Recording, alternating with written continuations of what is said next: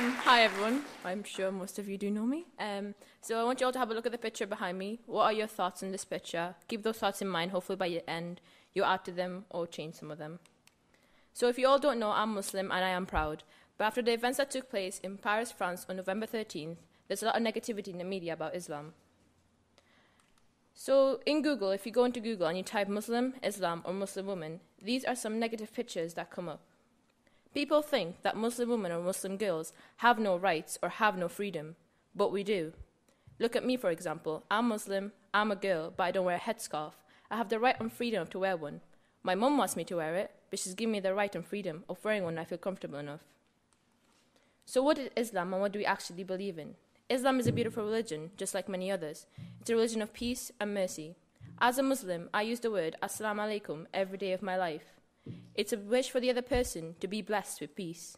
This is what it means to be Muslim. In Islam, we live by the 5 pillars. The first one, worshipping one God. The second one, the commitment of prayer. The third one, fasting in Ramadan. The fourth one, charity and giving back. And the fifth one, the pilgrim of Mecca, which you must do at least once in your lifetime.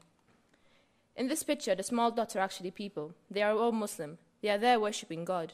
This is what Islam is actually about, coming together as one.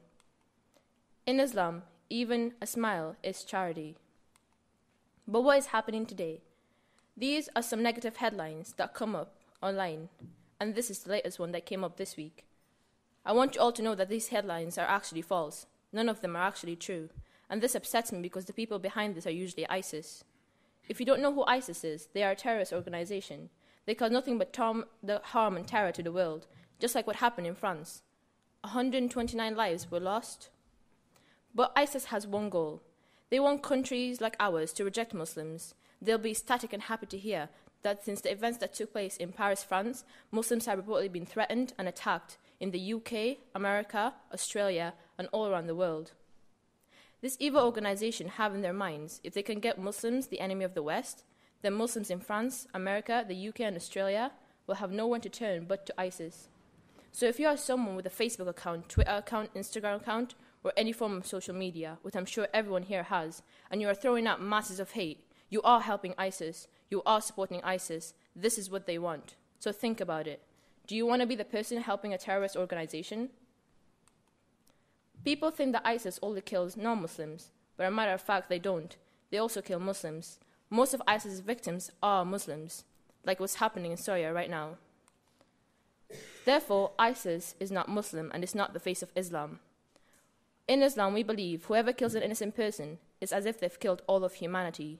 That's why all Muslims stand together against ISIS. Therefore, terrorism has no religion, and terrorism is not the face of Islam. I had people come to me in school this week and last week telling me because I'm Muslim, I am a terrorist. And this is something I go through every day of my life, and it's become worse since what happened in France. But how has this affected Muslims around the world? If you haven't heard, on November 15th, a man pushes a Muslim woman into an oncoming underground train in London. Why? Because she was wearing a headscarf and she was Muslim. Imagine if you're that woman, having to wake up every day and walk out your door knowing you will get attacked and threatened for doing what you believe. People also have this idea that refugees and immigrants are stealing the jobs, but they are not. Take my dad as an example. He's a doctor, and he's Muslim, and he's successful. He saves lives every day. He could have saved one of your relatives. People always think that refugees from Syria, I've seen this on Facebook, close the borders, they are ISIS, they're coming to destroy our country. For a matter of fact, ISIS took over their country. ISIS killed their loved ones. ISIS destroyed their homes. So how would you feel if that was you? Sitting at home, bombs going off, people dying. There's children who are coming into the UK with no families. So how would you feel if that was you in my situation? I have a 7-year-old sister. She came home from school last Monday, crying.